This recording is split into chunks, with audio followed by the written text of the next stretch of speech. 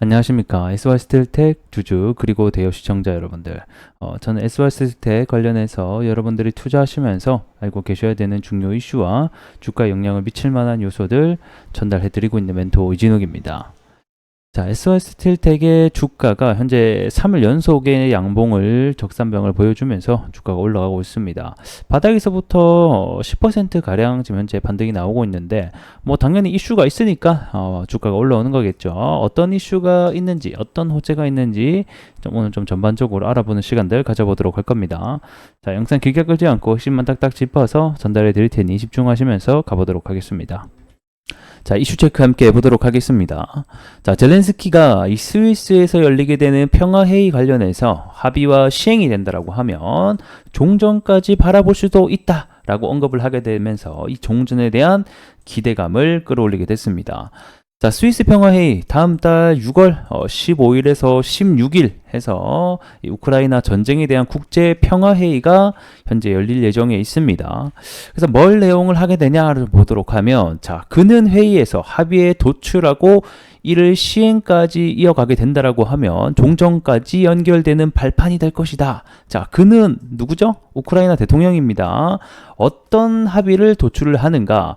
자, 우크라이나는 지속적으로 주장을 했던 것 중에 하나가 이 바로 뭐 영토 완전 복원이라던가 뭐 수감자 뭐 추방 석방 막 그다음에 전쟁 종식 뭐 그다음에 러시아군 완전 철수 뭐 등등등 해서 이 10개 항목으로 이루어진 평화 공식을 계속해서 주장을 하고 있는 상태죠. 그래서 내용을 보게 되면 밑에 있네요. 여기 뭐 해관보부터 해서 우크라이나 어린이 환송, 전면적인 교류 뭐 이런 세 가지 사항을 잘 도출을 하면 합의를 한다라고 하면 종전까지 연결이 될 수가 있다. 이렇게 주장을 하고 있는 겁니다. 그래서 만약에 세 가지 상의 논리적인 실행으로 옮길 수만 있다라고 하면 우리는 전쟁을 끝낼 수도 있다. 라고 얘기를 하고 있네요. 그래서 뭐 해당 이슈 때문에 지금 현재 이 우크라이나 재건 관련주들이 일정이 잡히게 되면서 일정주로 바닥에서부터 좀 스물스물하고 움직이는 모습들을 종목들이 보여주고 있는 상황이죠.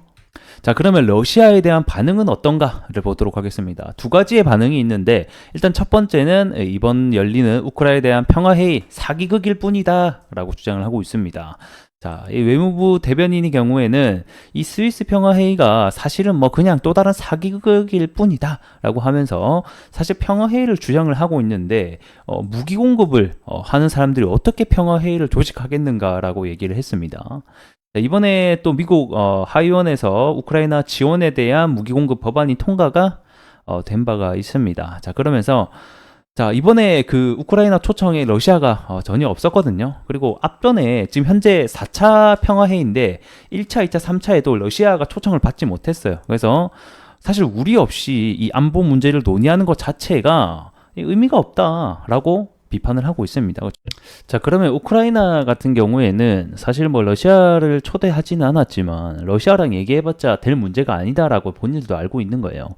러시아 입장에서는 자기네들이 빼앗은 영토를 인정을 하면 종전을 하겠다라고 주장을 하고 있고, 우크라이나 같은 경우에는 너희들이 빼앗은 불법으로 빼앗은 영토 죄다 반환을 해야지 우린 또 종전을 하겠다라고 서로 그냥 양보 없는 주장을 하고 있기 때문에 사실상 그냥 우크라이나 같은 경우에는 다른 나라 뭐 폴란드, 핀란드, 뭐 이탈리아, 스페인 등등해서 다른 나라들을 참여를 해서 이제 자기네들이 주장을 하고 있는 부분을 이제 표심을 얻고 지지를 원하는, 그러니까 자기 편으로 끌어들여서 이 러시아를 압박하려는 게 결국 우크라이나의 전략이 될 것 같고, 이번 또 평화회의에 좀 어떤 의도가 되지 않겠나 저는 이렇게 좀 보고 있습니다.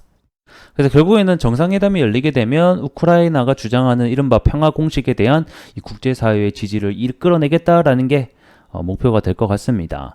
자, 그러면 이 러시아 입장에서는 한편으로는 사기극이다라고 얘기하면서 또 한편으로는 현재 상태로 종전이 가능하다라고 또 얘기를 하고 있습니다. 그래서 현재 상태가 뭐냐? 결국은 지금 이 러시아가 우크라이나에게 빼앗은 땅을 점령한 부분을 인정해 달라라고 얘기를 하고 있는 거죠. 그래서 러시아 대통령은 종전을 언급을 하고 있는데 어떤 거? 현재 전선의 국경으로 인정하는 조건으로 이 전쟁을 중단할 준비가 되어 있다라고 방금 제가 말씀드린 부분이랑 결국 같다라고 보시면 될 것 같습니다. 자, 그래서 내용을 정리하게 되면 일단은 6월 15일, 16일까지 한 2주 조금 더 남았네요.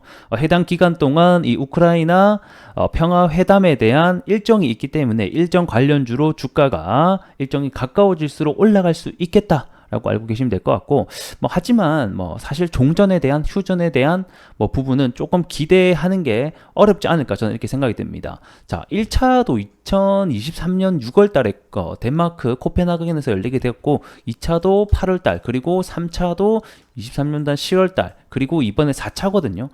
그렇기 때문에 앞전에서도 평화회담이 열리긴 했지만 사실상 우리가 기대할 만한 성과를 가져오지는 못했습니다. 그렇기 때문에 이번에도 우리가 기대할 만한 성과를 가져오는지는 계속 지켜봐야 되는 문제이지만 현 상황으로 봤을 때는 조금 어려운 부분들이 여전히 존재한다라고 보시면 될 것 같고, 이 단기적으로는 재료가 있기 때문에 트레이딩 관점에서는 모멘텀으로 충분히 작용할 수 있다까지 알고 계시면 도움이 될 것 같습니다.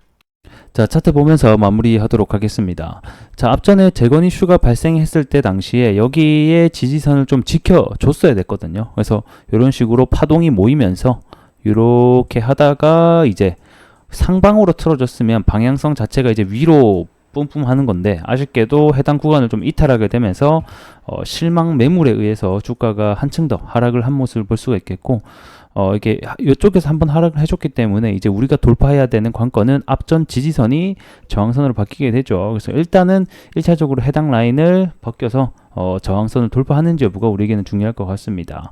그래서 일단은 6월 15일 중순까지 해당 일정이 있기 때문에 해당 일정 관련주로 주가가 계속해서 올라가는지 여부가 우리에게는 중요할 것 같고요.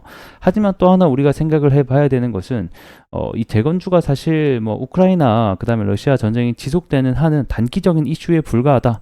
여전히 이렇게 좀 설명을 드리겠습니다.